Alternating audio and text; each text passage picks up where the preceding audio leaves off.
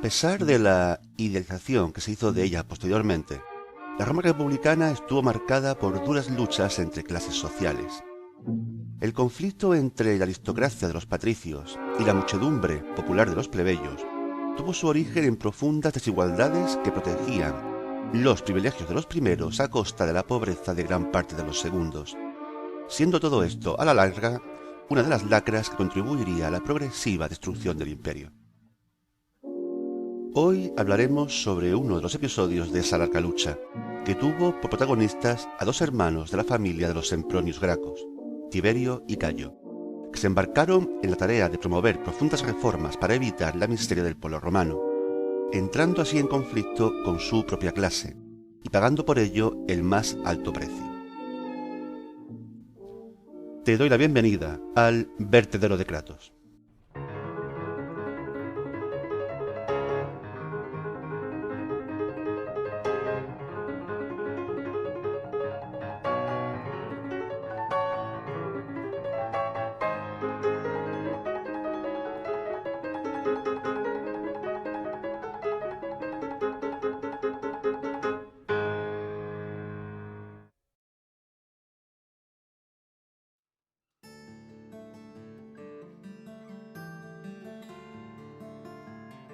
Tiberio y Cayo Sempronio Graco vivieron en la segunda mitad del siglo II a.C.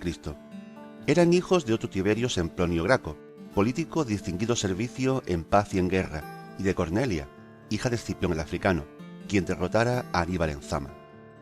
Con semejante sentencia, era natural que se pudieran sentir presionados a hacer grandes cosas. Sin embargo, habría otros romanos con antepasados ilustres, pero los hermanos Graco contaban con una influencia poco usual en Roma. Una madre ilustrada. Una vez viuda, siendo su marido mucho mayor que ella, no volvió a casarse, acaso para educar a sus hijos con libertad del modo en que ella creía oportuno. Su casa se convirtió en un punto de encuentro de filósofos y eruditos de todo tipo. Ella misma aprendió griego, lengua de cultura en aquella época. Educados en este entorno ilustrado, tuvieron la ocasión de elevarse por encima de los intereses de su clase social y analizar la crisis que se estaba gestando en Roma. Las conquistas estaban aportando grandes territorios, así como una importante masa de esclavos que acabó siendo la principal mano de obra. Inmensas extensiones de tierra eran trabajadas por esclavos y producían a menor precio, con lo cual los pequeños agricultores no podían competir. La consecuencia era que los campesinos terminaban por vender sus tierras a algún terrateniente, para después pasar a engrosar la creciente masa de ciudadanos libres pero pobres.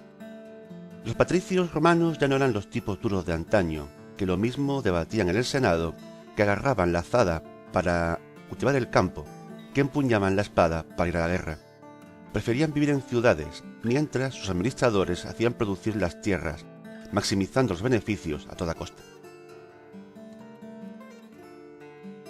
Esta acumulación de tierras en pocas manos acentuó las diferencias entre ricos y pobres y aumentó la tensión social en Roma.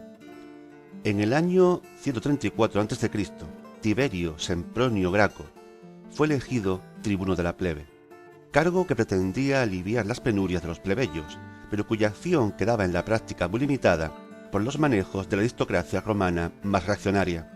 Pero Tiberio, que debía ser un idealista alentado por el ambiente del círculo de su madre, se propuso introducir cambios reales.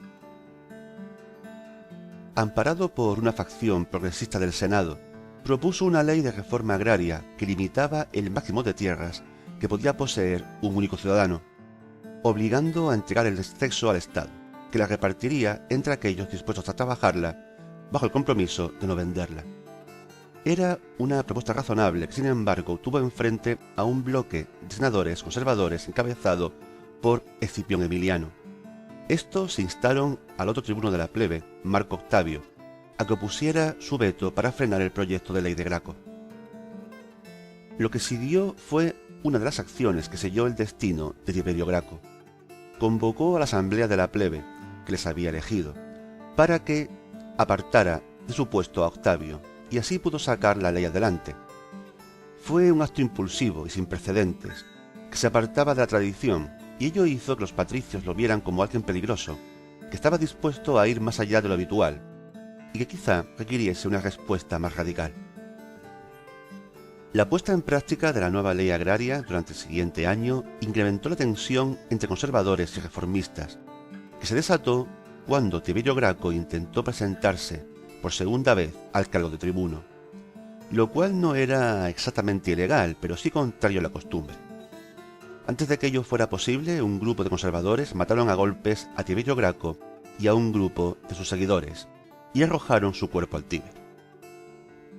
Lejos de buscar venganza, su hermano Cayo se puso entonces al frente del partido reformista, y aparte de continuar con la aplicación de la reforma agraria, al ser elegido tribuno él mismo, promovió otras acciones como la ley frumentaria, que obligaba al Estado a vender el trigo, alimento básico, a precios bajos y estables, así como una ley que obligaba a que los jueces no fueran elegidos entre los patricios para evitar la influencia de esta clase dirigente en los veredictos judiciales. El Partido Conservador no veía el modo de quitarse de en medio a este tribuno tan opuesto a sus intereses, y quizá más hábil que su hermano Tiberio, pues mientras éste había tenido una oratoria radical y un talante impetuoso, Cayo era más prudente y mejor negociador, y se había ganado el favor del pueblo llano, pero intentó llevar a cabo el proyecto de convertir en ciudadanos romanos a los habitantes de otras regiones de Italia, medida que no fue tan popular y contribuyó a que perdiese su tercera reelección a tribuno. Lo tomó con deportividad y se retiró a la vida privada, pero los efectos de la lucha social le alcanzaron, pues sus partidarios se alzaron en armas cuando el Senado intentó sabotear todas las reformas alcanzadas. Hubo grandes disturbios en las calles y los progresistas se trincheraron en el Monte Aventino. Cayo intentó mediar para que la cosa no fuera más, pero el Senado aprovechó la ocasión para culparle del alzamiento. Lo declaró enemigo del Estado y Cayo tuvo que huir. Se hizo matar por un fiel sirviente antes de ser alcanzado por sus enemigos. Y así acabó el sueño reformista de los Graco. ¿Movió a estos hermanos en su empeño un sincero interés por el bienestar del pueblo? ¿O eran los simples agitadores con ambición de poder personal que decían sus detractores?